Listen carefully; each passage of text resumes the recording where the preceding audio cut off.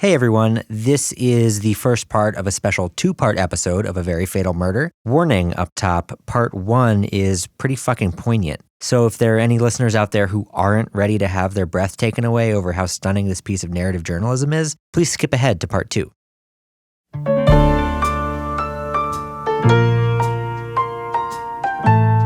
911, what's your emergency? It's a full moon, you fucking idiots. We're fucked. Horrible. Just horrible. I'd keep an eye on Calloway if I were you. I gotta arrest that motherfucker. What do you mean Hayley's dead? Oh my god, you didn't know? From The Onion and Onion Public Radio, I'm David Pascal, and this is A Very Fatal Murder.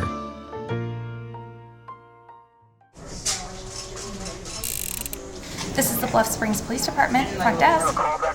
This is the Bluff Springs Police Department. It's been 10 years since Hayley's murder, and it's hard to make a list of people who should have solved this case without including the police. Yes, I'll connect you to his desk now. You've reached Chief of Police David Pascal. Leave a message. And that's me. A lot has changed since the last episode. It's 2018 now, a decade since I moved to Bluff Springs to make Hayley Price's unsolved murder the centerpiece of a podcast that would change the landscape of journalism in the digital age. Now I'm no longer just a guest in Bluff Springs. I'm the one who keeps Bluff Springs safe. I'm the chief of police. That sound you keep hearing?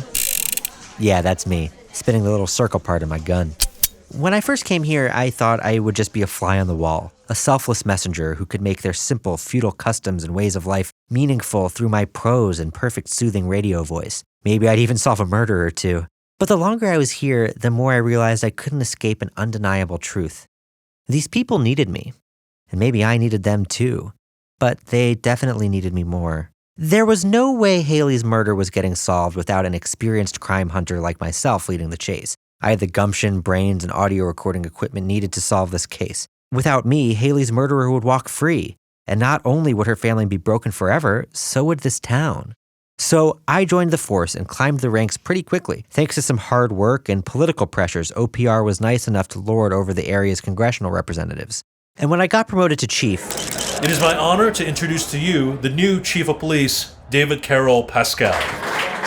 The timing couldn't have been more perfect, because my wife Catherine was due with our youngest.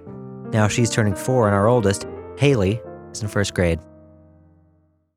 This episode of A Very Fatal Murder is brought to you by Pizza Fresh, the on-demand pizza app. It's the easy, simple way to get a pizza delivered directly to your door. Just download the app, pick out your pizza from a wide variety of options, and a hot, fresh pizza will arrive at your door in just 2 days. It's so easy. Head to the App Store and try out Pizza Fresh today. Oh man, I can't believe he's really gonna do it. This is nuts. You're nuts, man! That voice belongs to Dylan, one of Hayley's friends. No, I should stop saying that. One of my friends. He's talking about Brian. This is epic. He is doing it, man. He's really doing it.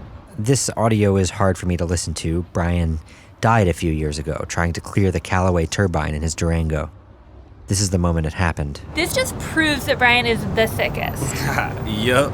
That's Skiff, Brian's friend. Everyone in town knows Skiff. He's like the town's lovable but idiot dog who you'd let curl up at your feet even though he's covered in his own shit. Anyway, Brian didn't make it over the turbine. The ramp he built out of some of his grandmother's old roof shingles didn't give him quite enough air. Brian thought he could do it. Hell, I even thought he could do it.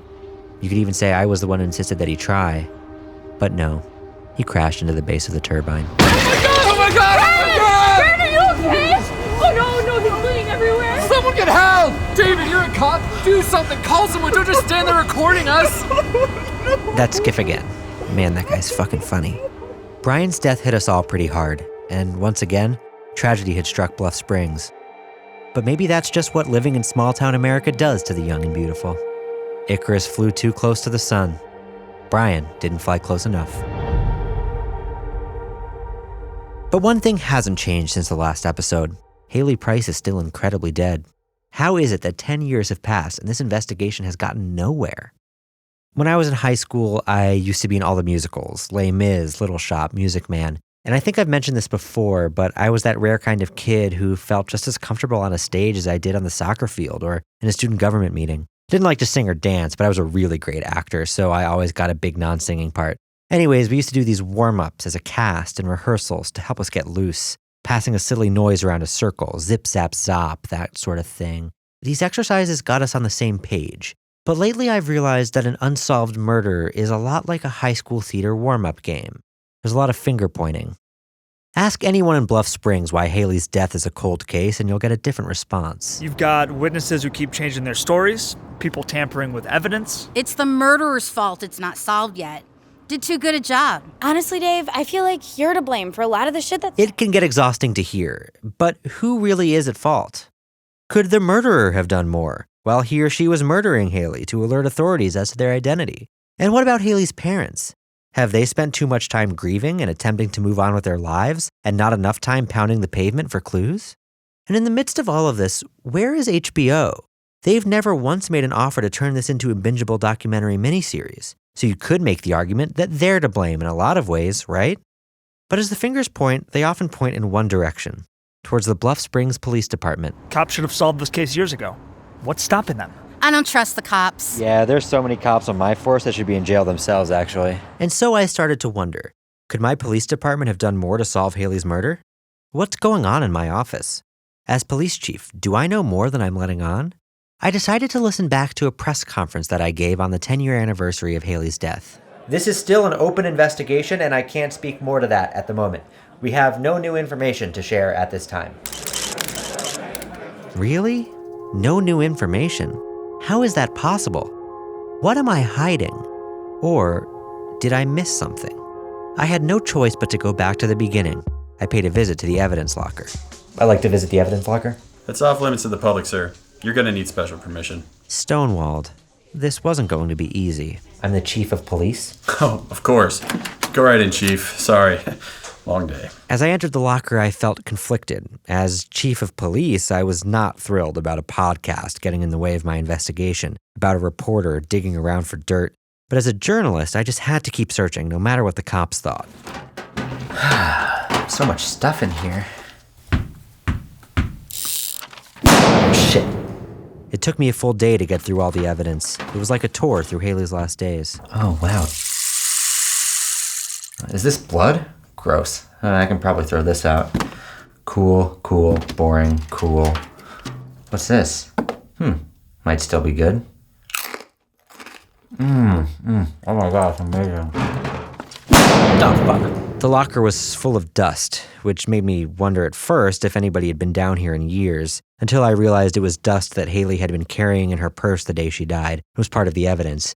But then, just when I thought I'd wasted the afternoon of my daughter's birthday and there was nothing new to be seen, I saw it. The smoking gun. Evidence marker 2301.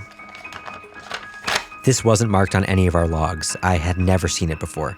A note addressed to Hayley on Callaway stationery. This was huge. To H. When you are gone, I'll miss you. Goodbye for good, my beautiful friend. Signed W.O. Signed W.O. Now is probably as good a time as ever to mention that since the beginning of this case, there has been a rumor about a note like this. A note that W.O. Callaway, the mysterious, elusive businessman himself, apparently left for Hayley in her locker at school the day she died. Oh, have you heard about the note from that rich guy Callaway? I've never read it, but that's the key to all this. She was close with him. Maybe a little too close. But I never believed the rumors were true.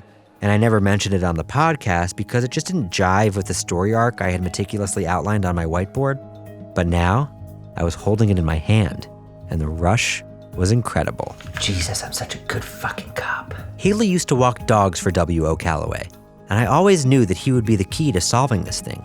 But I never had enough evidence to nail him. Now, I finally did. It was time to confront the town billionaire.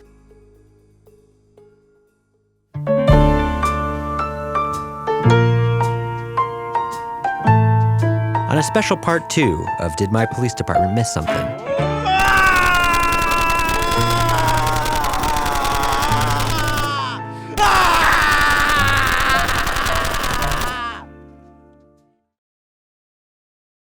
Now that you've enjoyed this free podcast episode, it's time to put an end to your pathetic freeloading and subscribe to The Onion today.